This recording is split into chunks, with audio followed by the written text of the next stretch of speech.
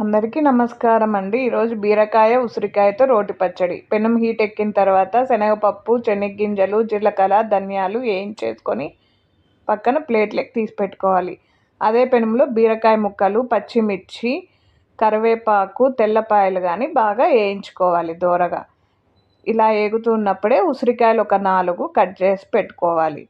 తర్వాత కరివేపాకు కానీ వేసుకున్నాక ఇవి చల్లారదీసి పెట్టుకోవాలి. ఆ తర్వాత రోట్లో ఇలా వేసుకొని పౌడర్లా దంచుకోవాలి. తగినంత ఉప్పు, పసుపు కానీ వేసుకొని బాగా పౌడర్ అయిన తర్వాత ఈ ముక్కలు కానీ చల్లారుతాయి. రోట్లో వేసుకొని దంచేసుకోవడమే.